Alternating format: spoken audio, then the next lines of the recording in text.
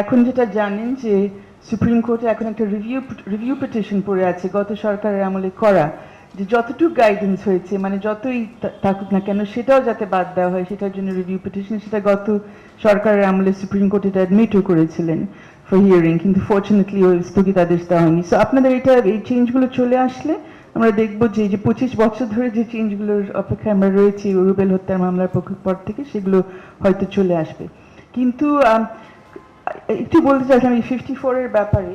এখানে যে বলা হয়েছে বিফোর এন্ড আফটার ইন্টারোগেশন লয়ারের যে আইনজীবীর সাথে পরামর্শ করার সুযোগ থাকবে, একটু প্রশ্ন তুলতে চাই যে আমরা আরেকটু বেশি করতে পারি কিনা। আমি ডিউরিং ইন্টারোগেশন কেন আইনজীবীর সাথে দেখা করা যাবে না? ডিফেন্স লয়াররা আমার চেয়ে ভালো বলতে পারবেন, বাট আমি আশা করব ওনারা এই ব্যাপারে কিছু কমেন্ট করতে পারবেন।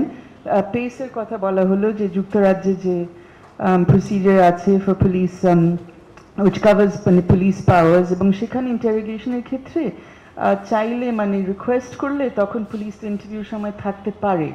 এখন আমরা যেহেতু একটা স্বচ্ছ প্রক্রিয়া চাইছি, পুলিশ যদি থাকে রেকর্ডিং যদি করা হয় সেখানে একদিকে আপনার নির্যাতন ইত্যাদির সুযোগ তখন আর থাকে না, কারণ সব কিছু তো রেকর্ডেড হচ্ছে এবং সব কিছু মনিটর করার সুযোগ থাকবে।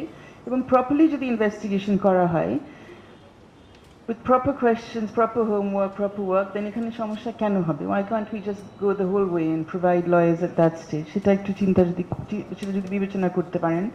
আর দু একটা ছোট ব্যাপার, যেমন 56B নাও তো ছোট না, 56Bতে বলা আছে যে কেউ যদি অসুস্থ বোধ করে অথবা যদি মনে করা হয় কেউ অসুস্থ তাহলে মেডিকেল প্র্যাকটিশনার দিয়ে তাকে এক্সামিন করা যাবে।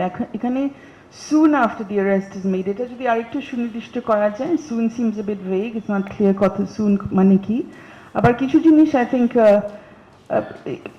আইটেম 8 যদি দেখেন এখানে ফ্যাক্স মেসেজের কথা বলা হয়েছে। ফ্যাক্স এখনো জানি থানায় ফ্যাক্স আছে, but fax is really not মানে আর চলমান কোনো প্রক্রিয়া না, সো এটা অন্তত যদি ফেলে দেওয়া হয়। আইটেম 10-এ বলা হয়েছে যে এটা আমি ধরছি অন্যরা এটা নিয়ে আরো বিস্তারিত বলবেন, কিন্তু ওসি মানে কোন পর্যায়ে প্রিলিমিনারি ইনভেস্টিগেশন করা যাবে এটার ব্যাপারে বলা হয়েছে কিছু যদি vague, rumourous, frivolous, vexatious, not disclosing cognizable offence. আপনি রুমারের ব্যাপারটা আপনি কীভাবে, মানে আই থিঙ্ক এটা শব্দ হয় না পসিবলি, বাট এই বিষয়টা আপনি কীভাবে আসলে যাচাই করবেন? এবং এই পুরো প্রিলিমিনারি ইনভেস্টিগেশনে আই থিঙ্ক আমাদের আরও কথা বলা উচিত। একদিকে দরকার আছে, উই আন্ডারস্ট্যান্ড যে স্ক্রুটিনি প্রয়োজন, যাচাই বাছাই প্রয়োজন, কিন্তু এইভাবে আসলে এটা করা যাবে কি যাবে না, we should look at that in more detail I think. Just আরও দুটো ছোটো পয়েন্ট।